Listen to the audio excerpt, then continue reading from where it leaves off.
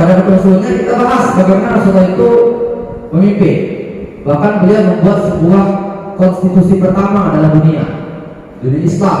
Bahkan juga ada yang mengatakan dunia secara keseluruhan, yaitu beliau membuat yang namanya Piagam Madinah, yang itu nanti menjadi inspirasi pembuatan Pancasila. Karena sebelum Pancasila itu dibuat, nama awalnya bukan Pancasila, tapi Piagam Jakarta. Ya, tapi ada satu pasal atau satu butir nilai Piagam Jakarta itu yang digantikan. Awalnya ketuhanan yang Maha Esa itu bukan ketuhanan yang Maha Esa. Awalnya adalah ketuhanan dengan kewajiban menjalankan syariat Islam bagi pemeluknya. Itu poin pertama dari butir Pancasila dulunya, atau disebut Piagam Jakarta. Tapi karena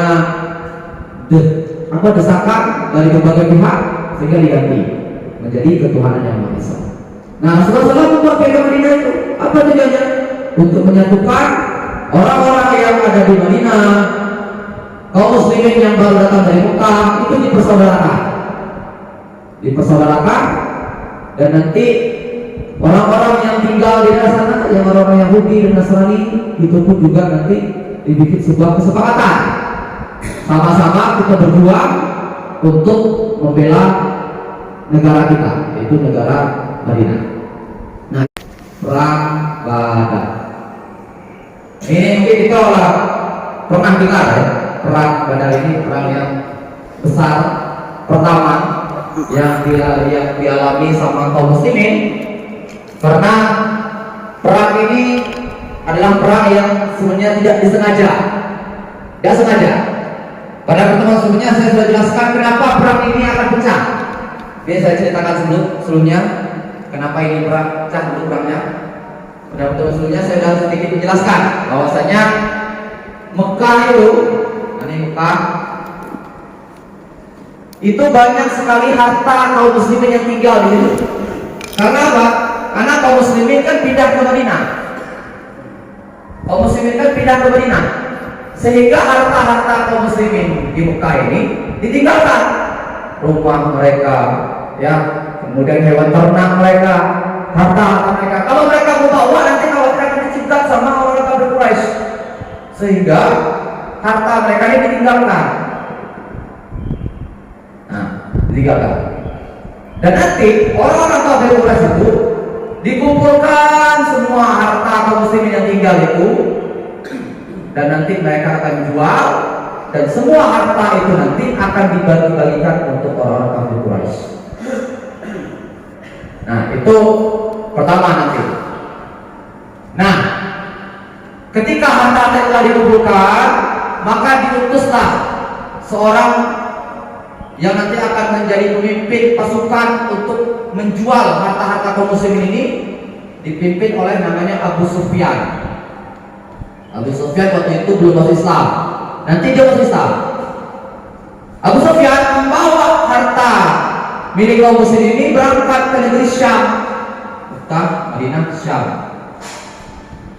Nah, orang Mekah kalau dia pengen ke negeri Syam, dia akan melewati Madinah dulu. Nah, maka nanti Rasulullah SAW mendapatkan kabar bahwasanya Abu Sufyan itu membawa harta kaum muslimin yang sangat banyak sekali, maka beliau memerintahkan mata-mata beliau untuk mengejar Abu Sufyan ini. Tapi nanti ketika dikejar, ternyata Abu Sufyan lolos, tidak tertangkap, lolos.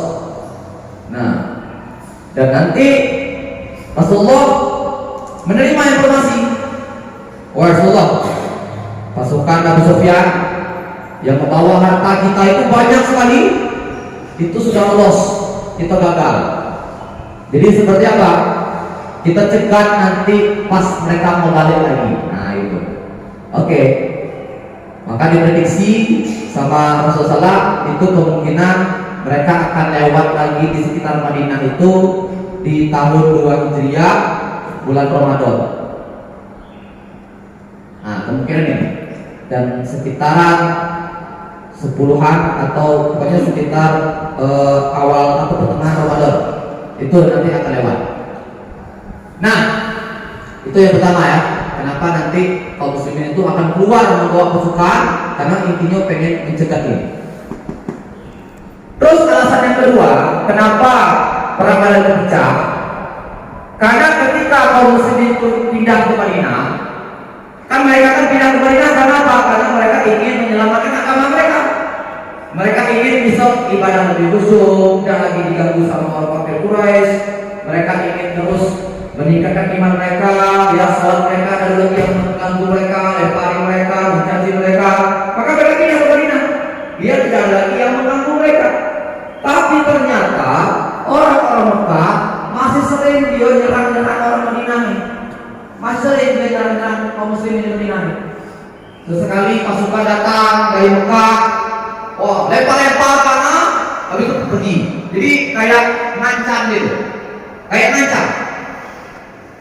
Sehingga Rasulullah SAW sebagai pemimpin pada waktu itu, ya beliau kumpulkan orang-orang terbaik beliau. Mungkin kalau zaman itu kan tentara beliau kumpulkan. Sekarang kita tengok nih, akhir-akhir ini para orang Mekah itu semakin sering datang ke dalam kita nih untuk mengganggu kita. Jadi bagaimana Rasulullah? Kita perkuat pertahanan kita. Nanti di perbatasan antara Mekah dan Madinah kita banyakin pasukan. Jadi ditaruh pasukan sini untuk standby. Oke, taruh pasukan. Nah, tapi orang Mekah tetap juga dia sering nyerang. Nah, berarti memang orang Mekah ini pengen ganggunya. Jadi salah kalau misalnya kaum muslimin itu mereka tuh nyerang duluan, dan mereka tuh akan diserang, akan menyerang jika diserang. Kaum muslimin itu akan menyerang jika diserang. Ya, maka kadang kaum muslimin itu juga diibaratkan seperti lebah. Lebah itu kalau kita udah ganggu lebah itu, dia udah bakal ngikut kita. Tapi kalau kita ganggu lebah itu, dia akan mengejar kita sampai kemanapun kejar. Itu yang pertama kalau lebah. Yang kedua, lebah itu dia akan memakan sari bunga saja, tidak ada yang lain. Ya, punya manfaat bagi yang lain, bagi manusia. Nah, dan harapannya Muslim itu harus seperti itu. Makan yang baik-baik saja. Kemudian ketika lebah itu hinggap di sebuah tempat bunga atau ranting, dia tidak akan mematahkan ranting itu. Kemudian apa? Yang dikeluarkan sama lebah itu adalah madu yang bisa menyehatkan. Jadi apa? Harapannya kaum muslimin itu bisa menyampaikan kalimat-kalimat yang bagus, akhlak-akhlak yang mulia.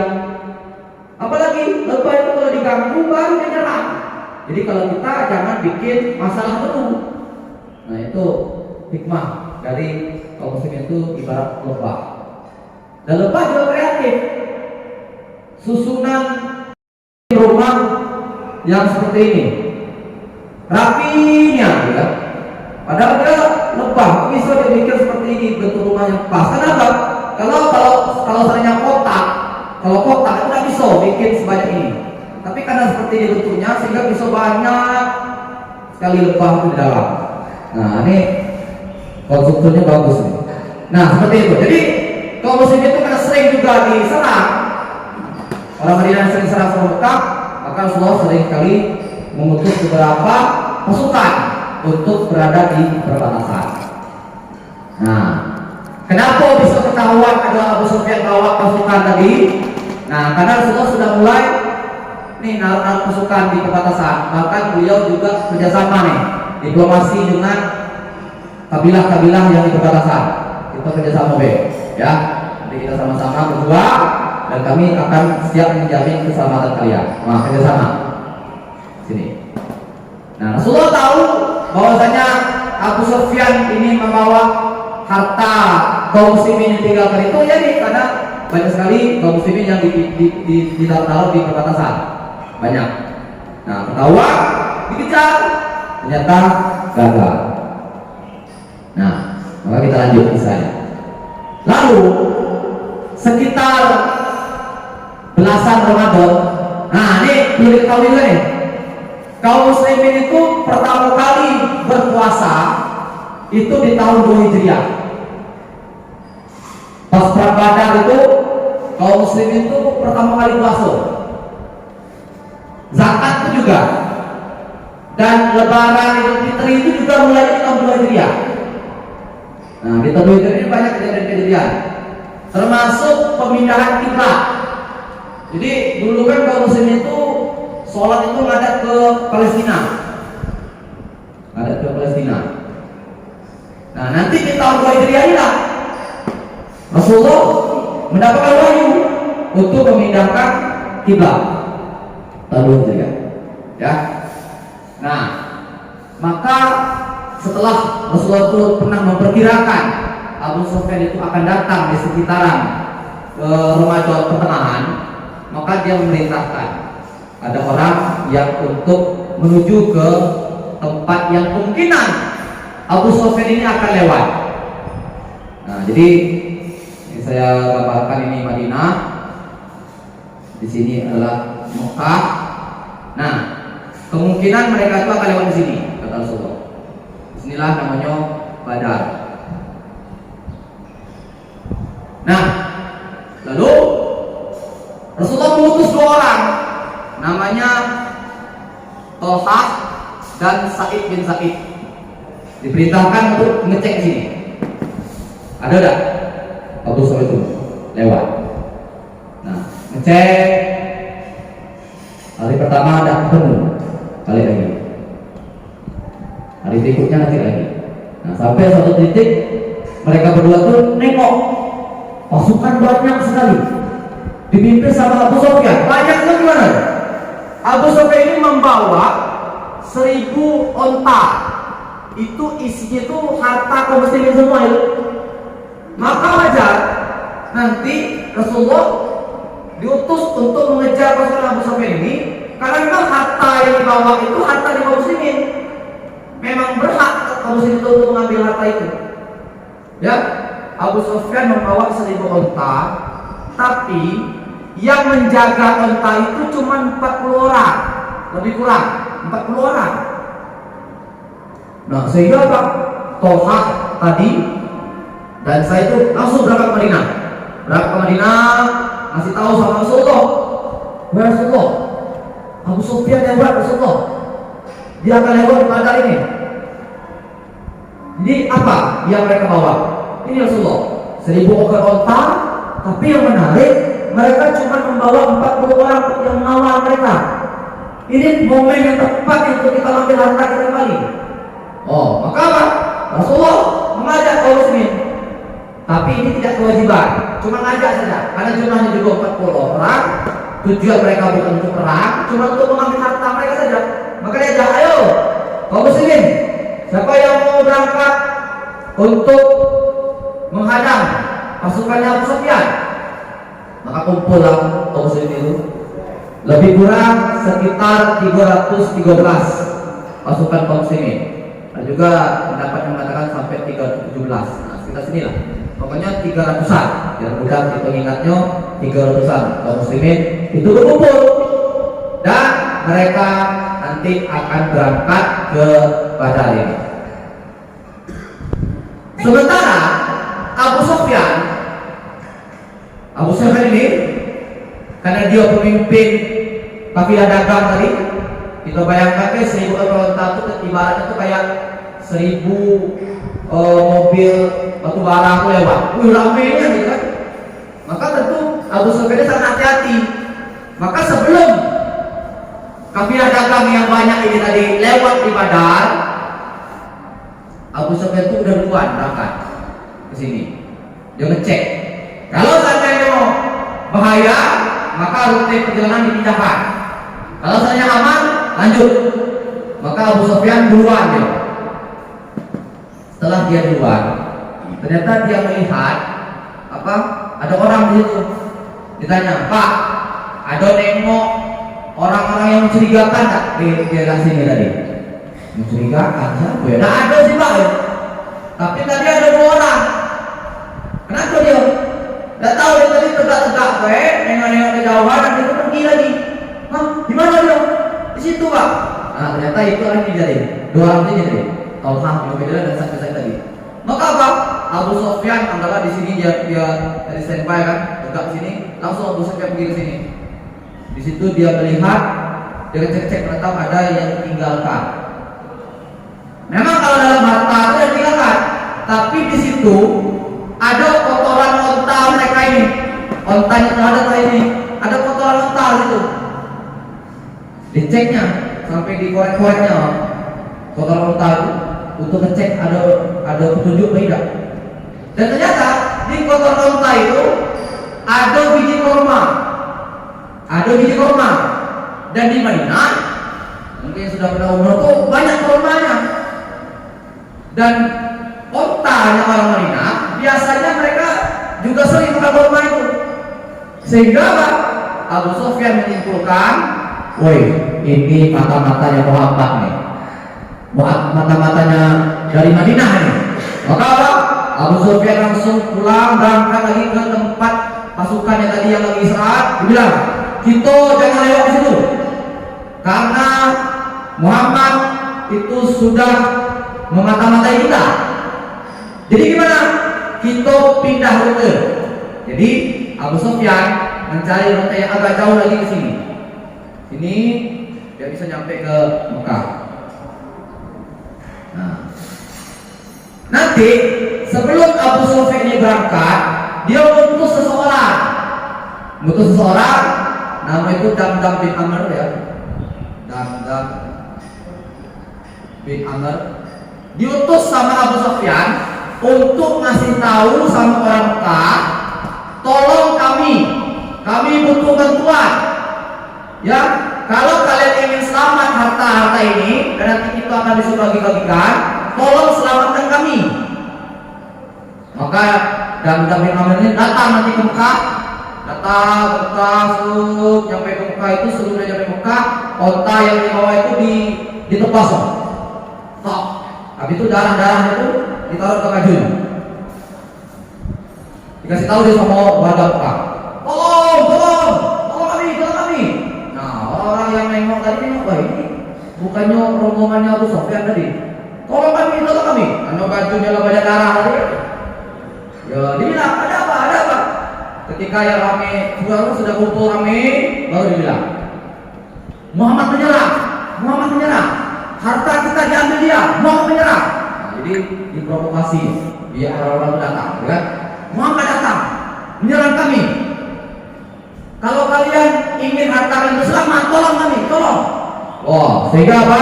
Di Mekah, Abu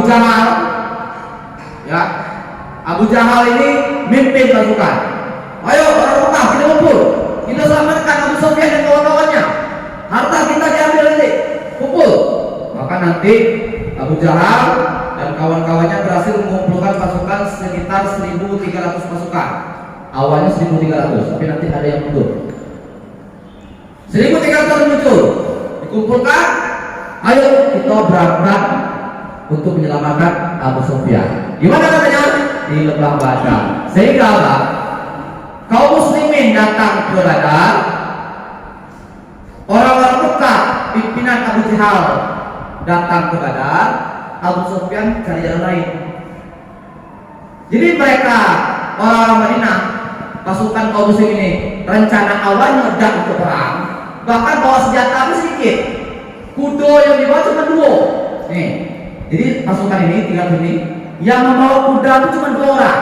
Namanya Zubair bin Awam dan Al-Miqdad bin Amr. Cuma 2 tuh yang bawa kuda. Onta yang dibawa cuma 70 ekor. Jadi ganti-gantian. Nabi Muhammad pun juga ganti-gantian nanti naik onta ya, dengan Ali bin Abi Thalib.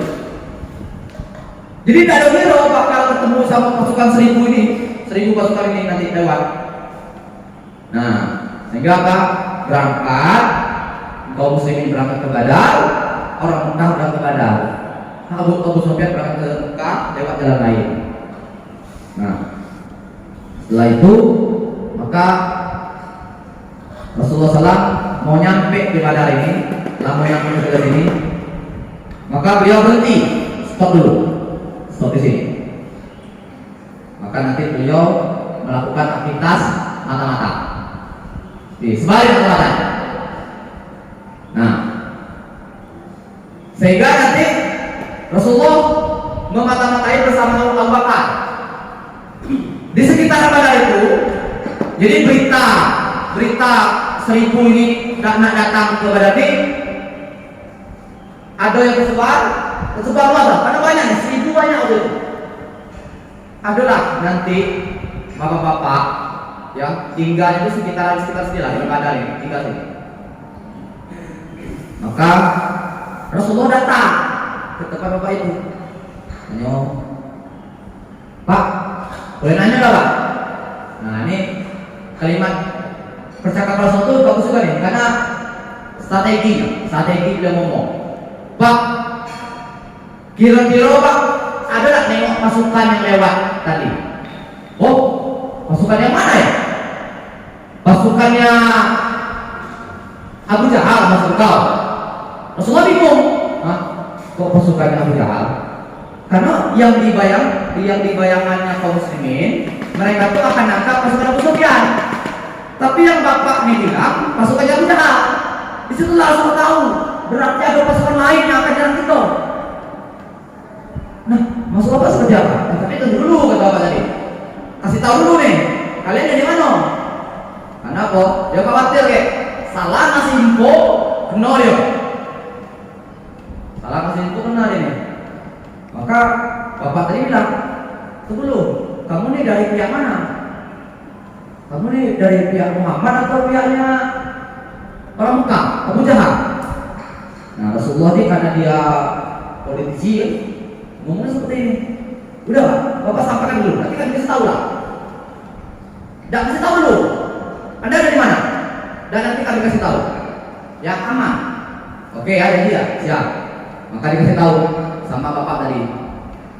Saya dapat info katanya orang Mekah dan akan datang ke daerah sini dengan pasukan yang cukup banyak.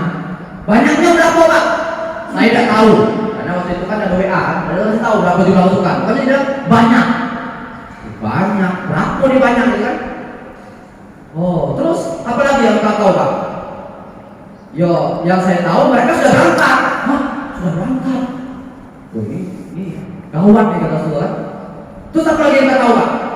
Saya juga dapat kabar orang Madinah itu juga berangkat sini. Oh gitu. Iya. Berapa jumlahnya? Nah, saya tahu juga Pak. Saya cuma dapat info-info gitu deh. Oh, oke. Menurut perkiraan Bapak, apa mereka akan nyampe sini orang Mekah? Kayaknya sekitar 2 hari lagi nyampe lah. Oh seperti itu. Ya, 1 hari atau 2 hari lagi mereka akan nyampe. Ya, baik, terima kasih banyak. Terus Rasulullah mau pergi, bapak tadi ingat, dia masih belum masih tahu. Woi Pak, bapak dari mana? Apa jawaban Rasulullah? Kami dari air. Jawaban Rasulullah gitu. Karena Rasulullah ingin menyembunyikan, kan lagi mata-mata tadi. Engkau dari mana? Dari air. Karena memang dalam Al-Quran manusia itu tercipta dari air kan. Rasulullah ngomong itu. Kamu dari mana? Kami dari air. Bapak tanya lagi, air yang dari mana? Tapi Rasul tidak menjawab lagi, diam. Nah ini ngomong apa namanya? Ngomong politik betul ya. Sehingga apa? Rasulullah sudah mendapatkan informasi itu, maka Rasulullah langsung berangkat ke pasukan yang tadi berhenti. Nah, kalau pasukan itu berhenti di sekitar sini, kumpul. Masih tahu, bahwasanya hasil mata-mata beliau, bahwasanya dapat berita begini, pasukan itu akan datang ke sini, tapi bukan pasukannya Abu Sufyan, tapi malah pasukannya orang Mekah nih. Nah, gempa, kaum muslimin itu bingung, jadi gimana nih? Kita tidak tahu jumlahnya berapa, sedangkan jumlah pasukan kita cuma 300 nih. Ya sudah, kita akan sebarkan lagi mata-mata. Nah, kemudian mendekati hari orang-orang Mekah ini nyampe kan, maka nanti nyampe kan, pasukan Mekah itu nanti nyampe di sini. Nah, pasukan kaum muslimin itu di sini standby kan, Mekah sini. Mereka belum ketemu. Nah, sehingga suatu hari Rasulullah memutus lagi mata-mata.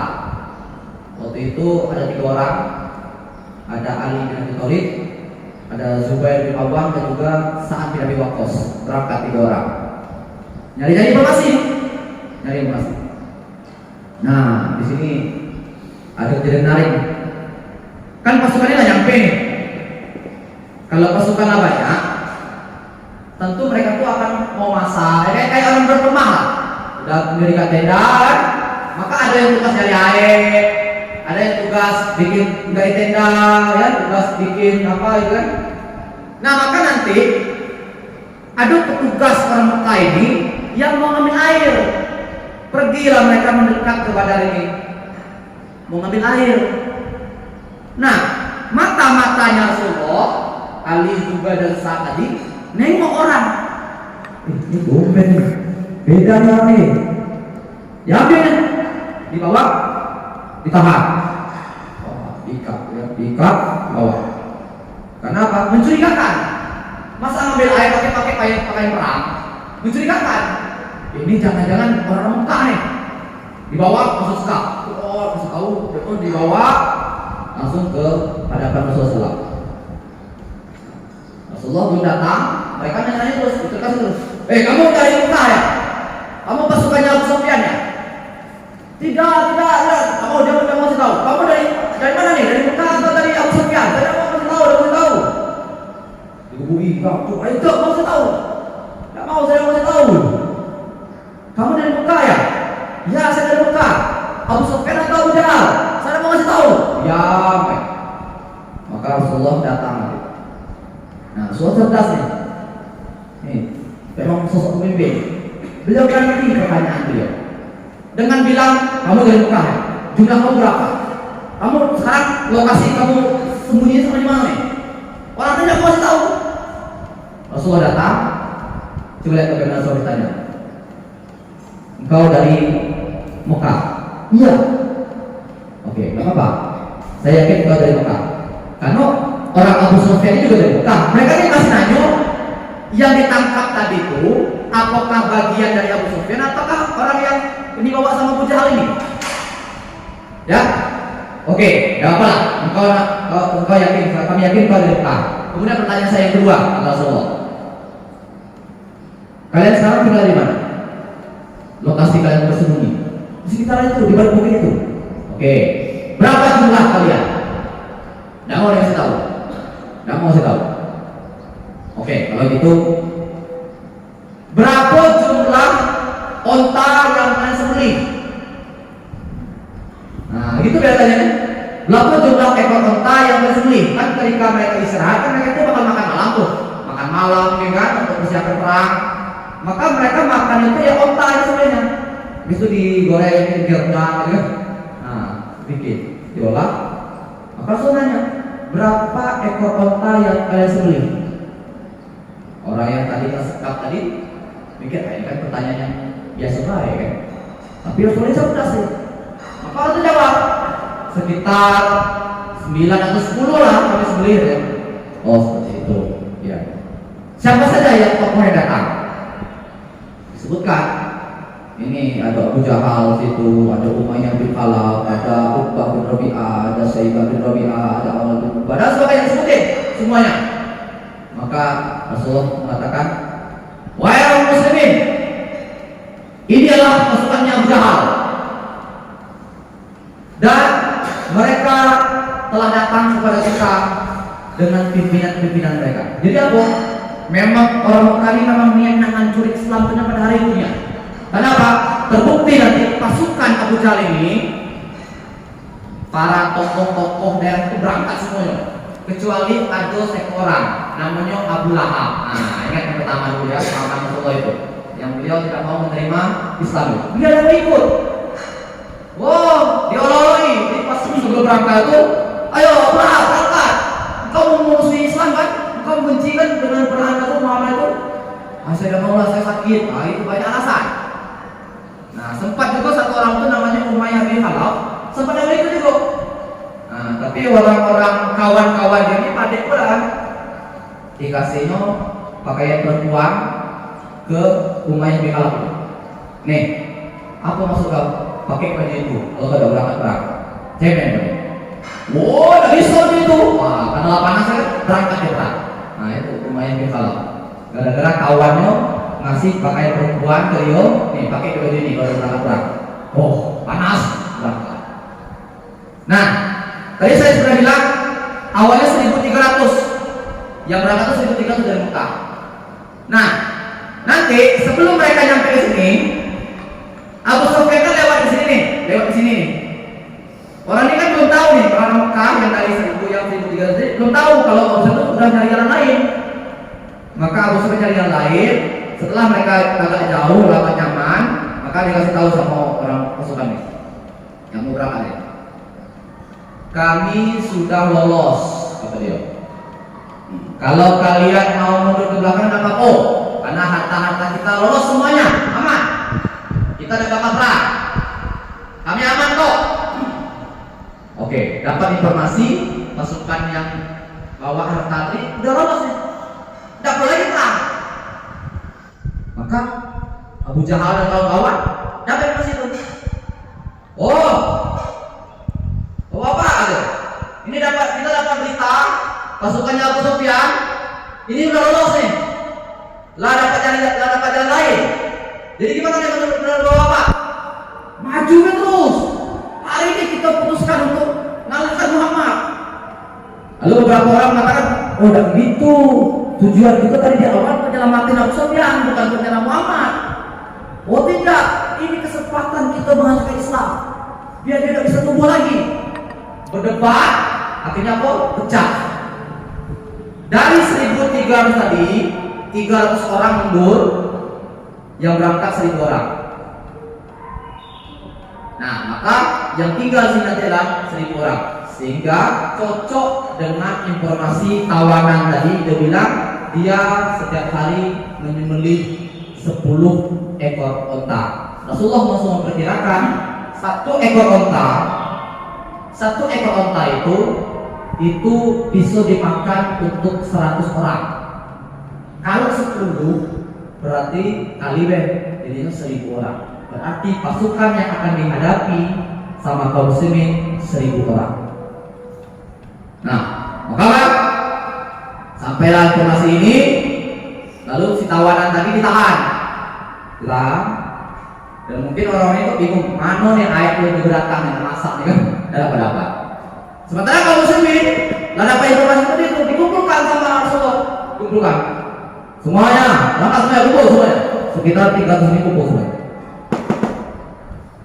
Wahai orang-orang Islam, kaum muslimin, orang beriman, sesungguhnya kita telah mendapat informasi bahwasanya ada pasukan yang besar menyerang kita, totalnya 1.000 orang, dan mereka membawa semua tokoh-tokoh mereka tuh di perang ini, di medan ini.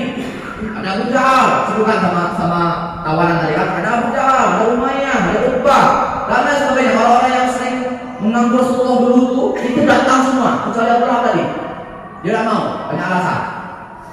Jadi gimana menurut kalian? Maka apa kata Umar? Wahai Rasulullah, maju saja Rasulullah.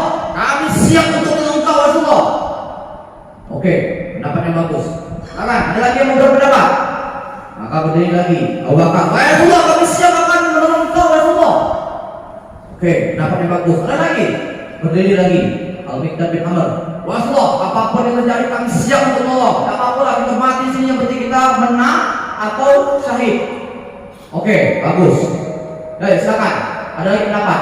Rasulullah nanya, padahal sudah banyak yang ngomong, tapi Rasulullah nanya. Kenapa Rasulullah bertanya terus? Karena dari tadi yang menjawab adalah orang-orang muhajirin. Orang muhajirin kan memang dia nengok betul apa siap bantu Rasulullah dari beliau di Mekah dulu, mereka siap bantu Rasulullah. Umar orang muhajirin, Abu Bakar orang muhajirin, Al-Miqdad bin Amr juga orang muhajirin. Rasulullah itu sebenarnya nunggu orang-orang Madinah yang ngomong, orang-orang Ansar itu ngomong. Ya, silakan. Siapa lagi ngomong? Jadi Rasulullah itu pengen dengar pendapatnya orang Ansar. Maka berdirilah Sa'ad bin Mas. Wahai Rasulullah, sepertinya engkau menunggu pendapat dari kami. Maka Rasulullah, kami sekarang ingat dengan baiat Aqabah. Nah, beliau ingat dengan janji ingat baik Raqabah pada pertemuan sebelumnya kan. Mereka apa kata mereka? Sumpah setia, siap untuk membela Rasulullah, hidup ataupun mati dengan harta jiwa mereka. Wahai Rasulullah, kami siap untuk membela Islam dengan kondisi apapun itu juga. Jangan engkau ragukan kami. Meskipun kami bukan orang asli Mekah, kami orang Madinah, kami siap untuk membela Islam. Kami sudah berjanji dengan namanya baik Raqabah itu. Kami akan buktikan kepada engkau bahwasanya kami adalah orang-orang yang setia dengan engkau ya Rasulullah. Maka di saudara-saudari tenang. Berarti apa? Orang Muhajirin sudah kuat, orang Ansor sudah kuat, maka Rasulullah pun memutuskan. Bagaimana kita? Kita lanjut Rasulullah. Maka nanti mereka akan perang. Ya. Nah, perangnya itu keesokan harinya, tepat di tanggal 17 Ramadan. 17 Ramadan 2 Hijriah, hari Jumat. Jadi kejadian dikumpulkan itu sekitar Kamis malam. Maka ketika sebelum peperangan itu besoknya hari Jumat itu perang, maka malam harinya Rasulullah berdoa terus, sholat tidak ada hentinya, berdoa terus. Nah, jadi sekelas Rasulullah baik ya, dia ingin memenangkan pertarungan itu sampai berdoa di kekuatan. Jadi kemenangan itu datangnya dari Allah, bukan dari manusia, bukan karena peperangan, tapi dari Allah. Maka Rasulullah itu sangat mendekatkan dirinya kepada Allah agar diberi kemenangan. Doa sama. Tapi ada yang menarik. Malam Jumat itu hujan. Tapi hujan agak beda, hujan lokal. Di tempatnya kaum muslimin bikin tenda, hujan itu kayak hujan gerimis baik. Sementara di tempatnya musuh hujan deras. Sehingga apa? Kalau hujan gerimis kan tidurnya enak, besok bangunnya fit. Yang ini, bayangkanlah kita lagi pramuka, kemah, malamnya hujan lebat, besoknya itu tidak nyaman kan? Ya, hujan lebat, dan juga apa? Di dalam itu becek. Nah, kayak kita berkemah, tenda kita becek itu lah beda feelnya, lah beda rasanya. Nah, itu ada campuran Allah itu.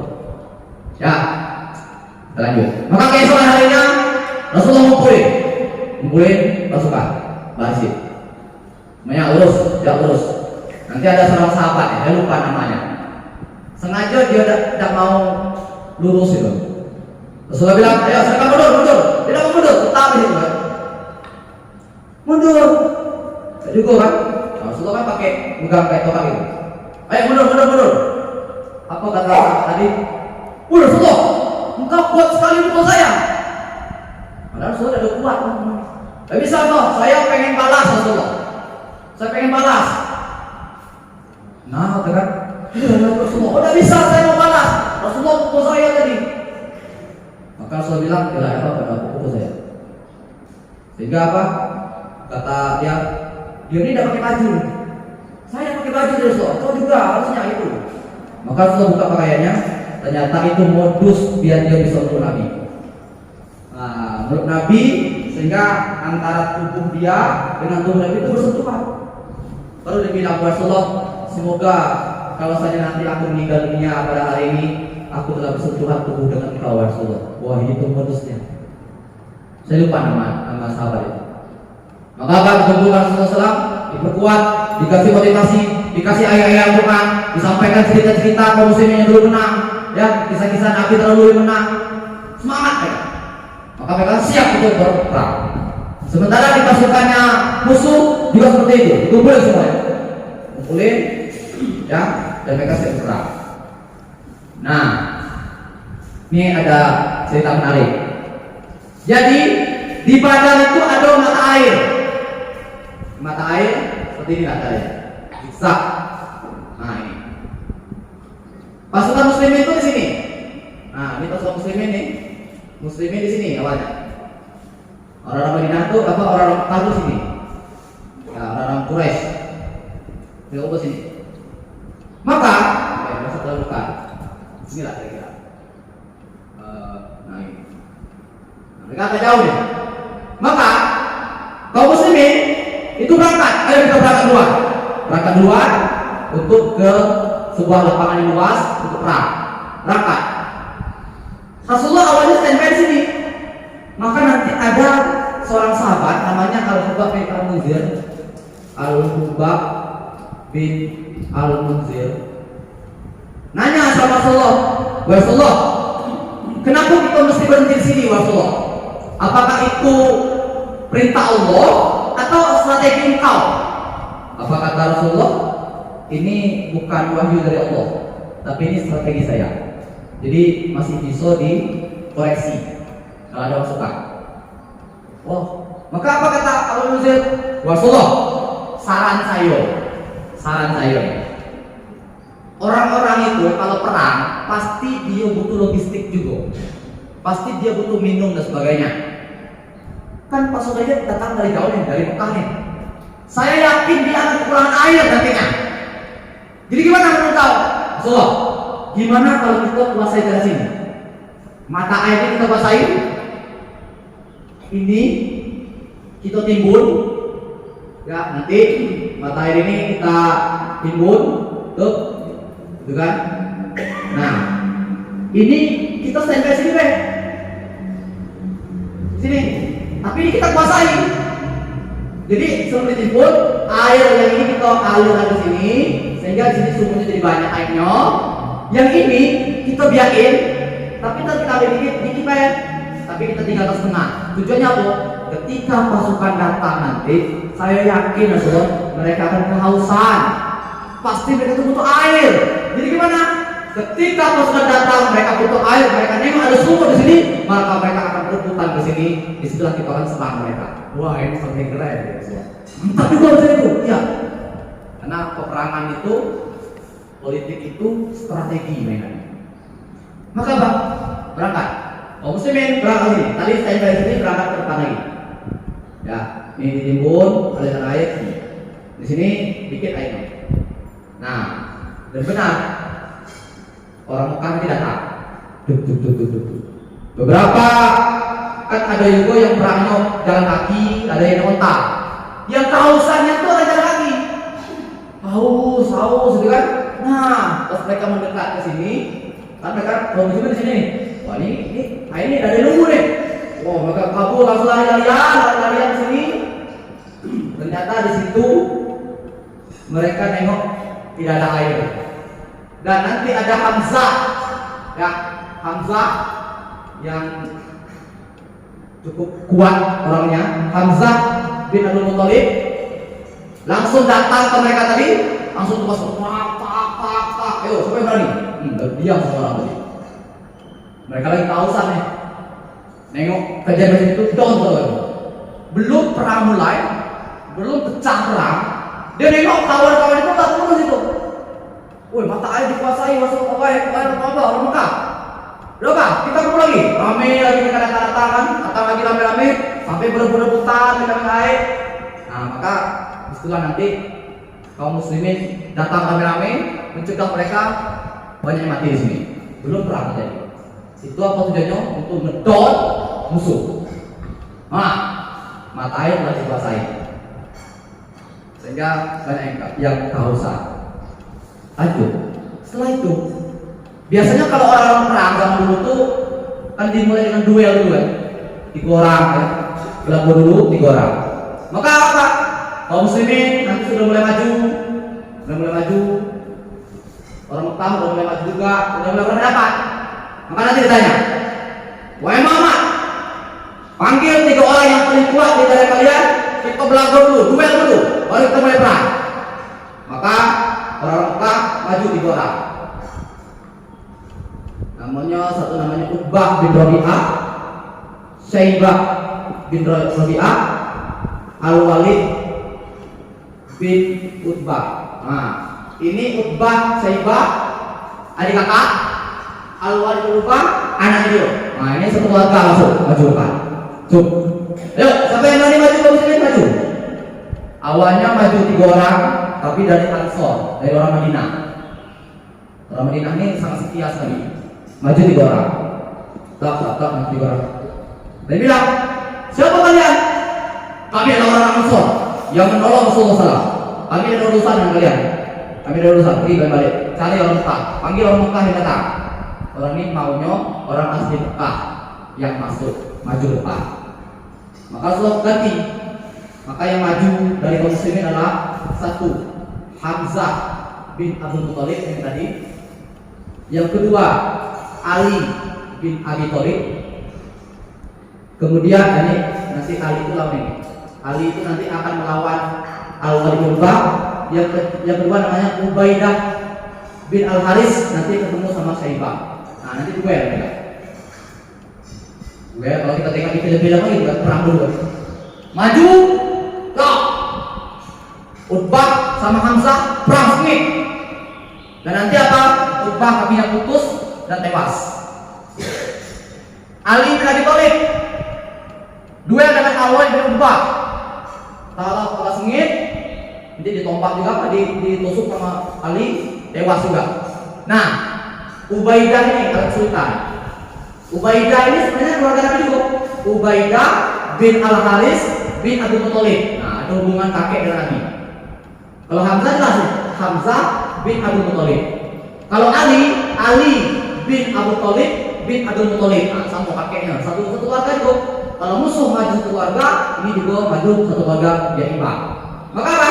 Ketika Hamzah menang, Ali yang menang, nah Ubaidah tadi agak kesulitan, dan nanti kakinya juga sempat ditebas sama Syaibah. Nah, nanti ketika Ubaidah tidak bisa apa-apa lagi, Hamzah datang tolong dan membunuh Syaibah. Sehingga apa? Kaum muslimin sudah menang 2 kali.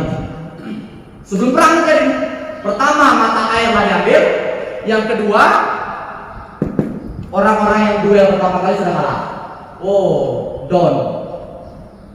Orang Mekah nih, orang Quraisy down. Wah, gimana nih ya? Disemangatin lagi.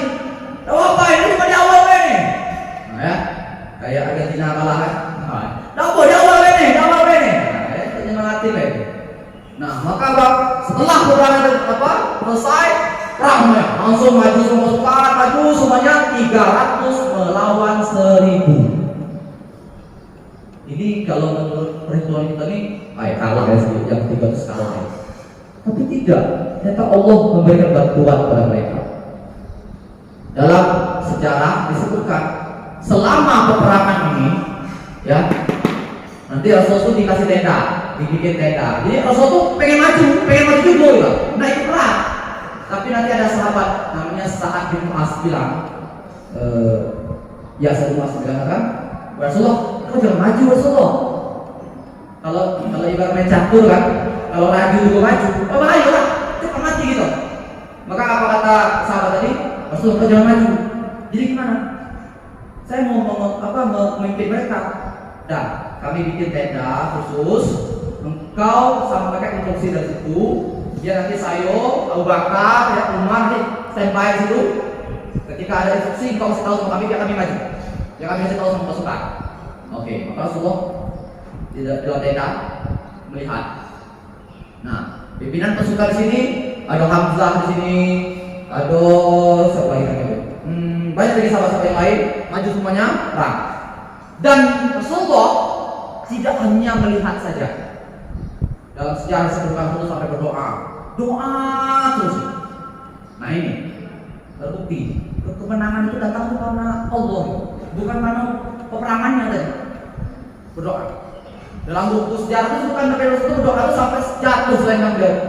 Karena saking doa itu doa yang mengultimatum. Ini sangat terkenal mungkin. Ya kalau kita dengar banyak. Ya Allah, kalau engkau kalahkan pasukan ini maka siapa lagi yang akan menyembah engkau ya Allah? Wah itu sampai Rasulullah itu ngomong seperti itu. Rasulullah, jika engkau kalahkan pasukan ini, tidak ada lagi yang akan menyembah engkau Rasulullah. Oh ya Allah. Sehingga apa? Terus doa. Ya Allah, kalau engkau kalahkan pasukan ini, tidak ada lagi yang akan menyembah engkau ya Allah. Ya Allah, kalau engkau kalahkan pasukan ini, tidak ada lagi yang akan menyembah engkau ya Allah. Maka apa?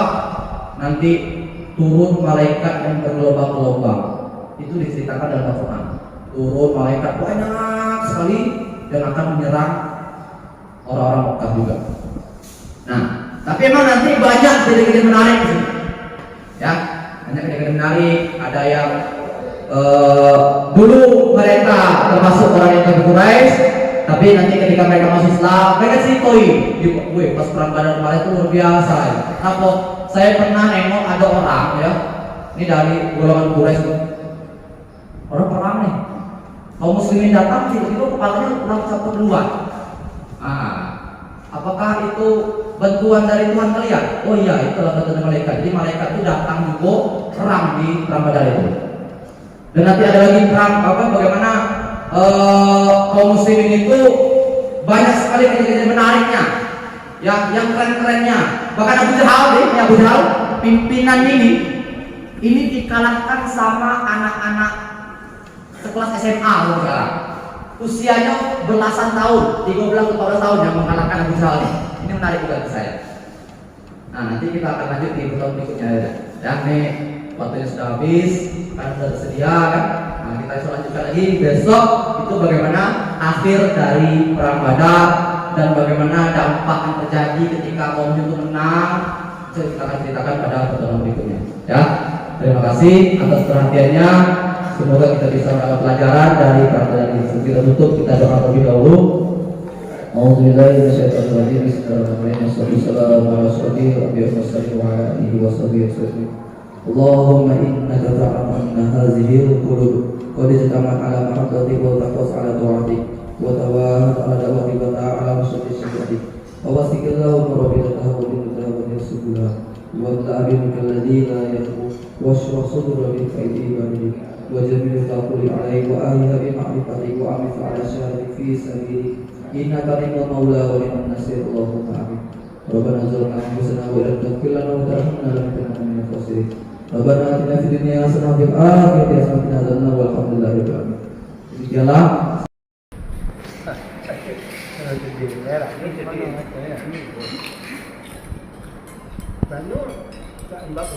Najan Sitian sedang sarapan pagi setelah mengikuti ceramah agama.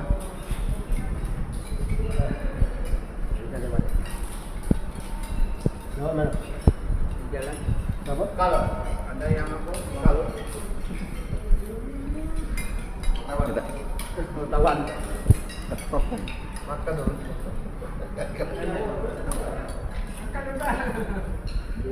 Makan Bu.